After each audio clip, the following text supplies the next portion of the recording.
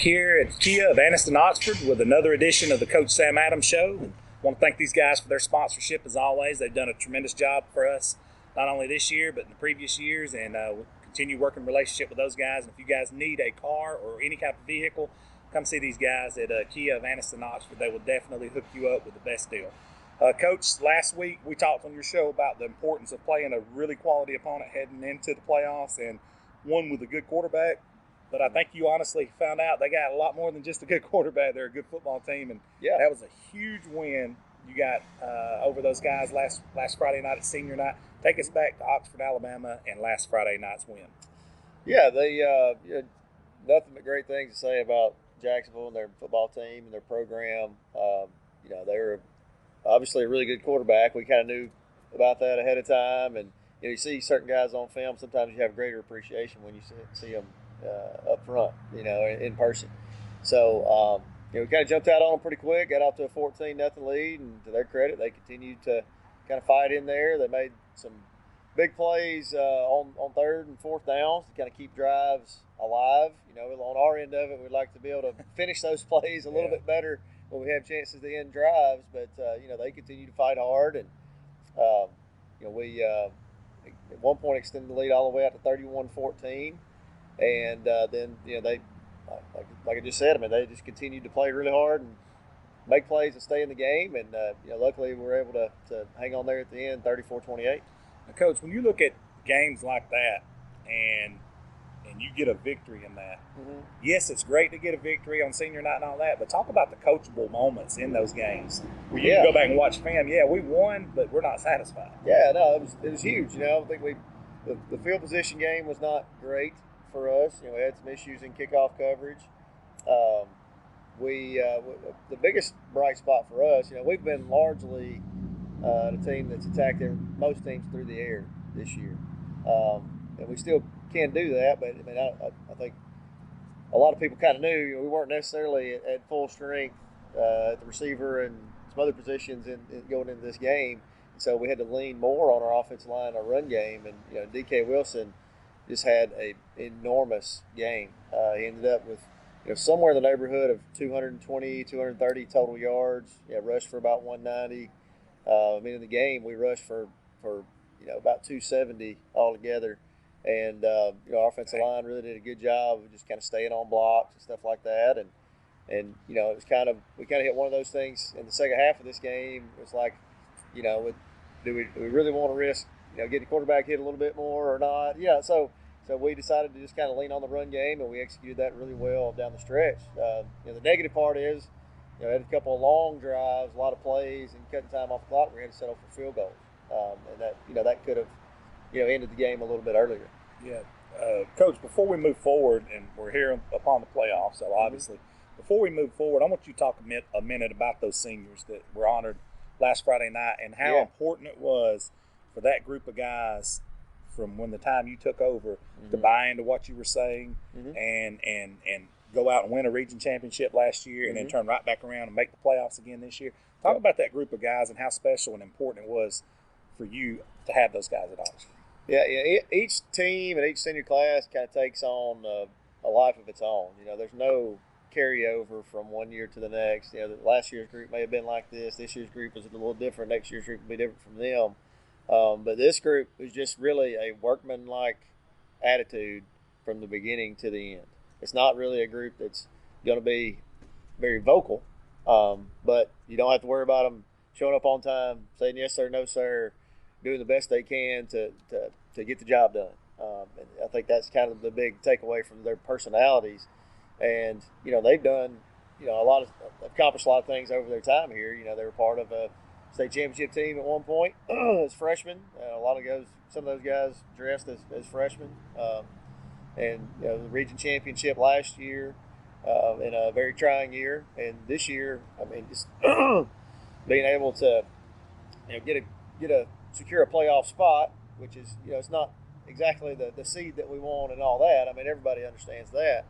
But these guys have had to bounce back repeatedly throughout some roster shuffles and stuff like that. And injuries are part of the game for everybody, but, they've never once, cowered down or, tried to find a reason why something didn't get done. They just want to move the pieces around however we have to and do whatever job they're asked, and put us in the best chance to be successful. How special is that to have a group of guys like that grab their lunch pail and go to work in a society now, which I refer to as a microwave society, where adversity hits, you cut bait and run, or anything like that. To have a group of guys stick it out and go to work and yes sir, no sir, be on time like those guys. Yeah, I mean, it's really kind of a skill that not everybody possesses, winning football games is important. We want to win every single one of them, and that we don't really hide from that fact either.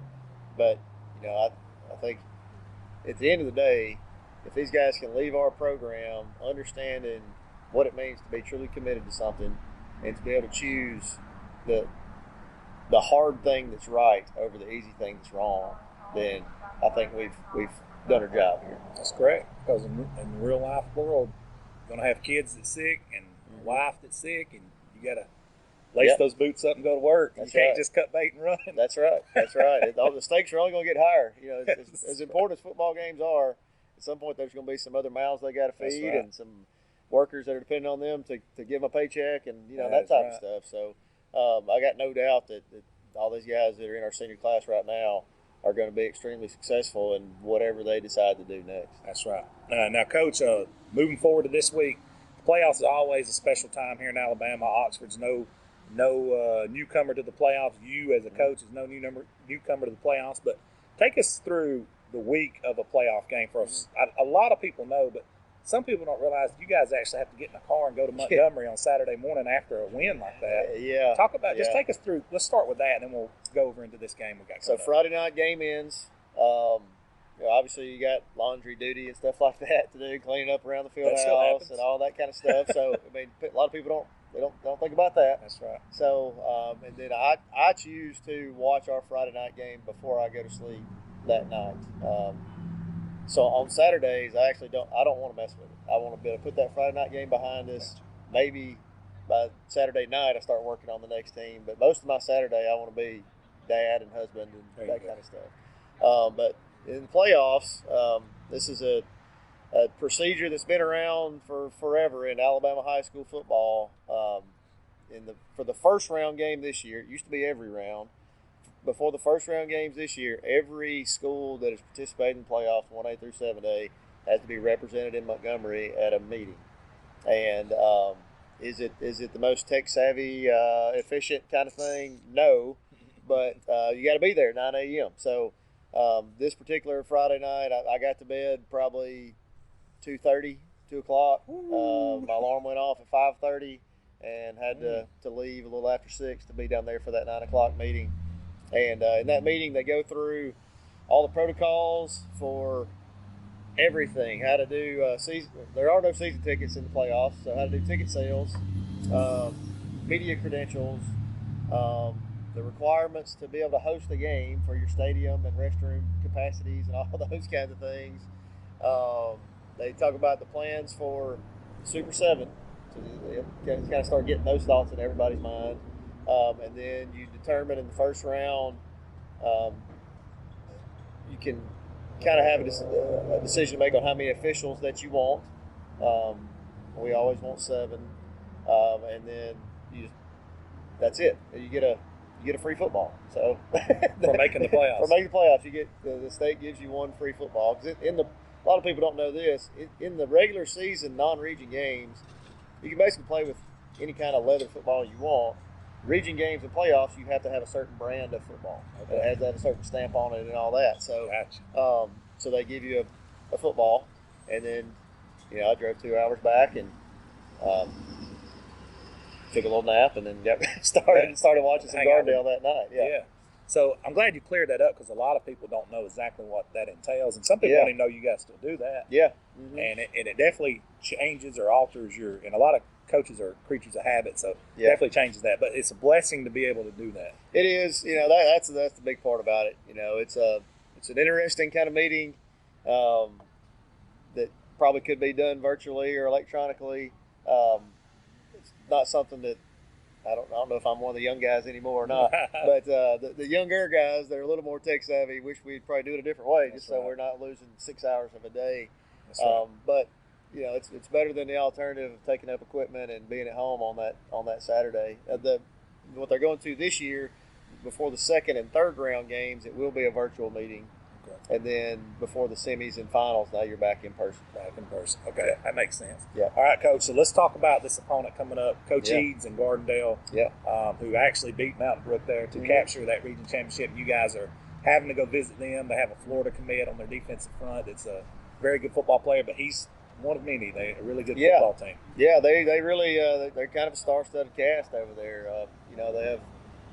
Kelvin Collins is who you just spoke of, defensive end, number 17. Great big kid, 6'4", 260 something.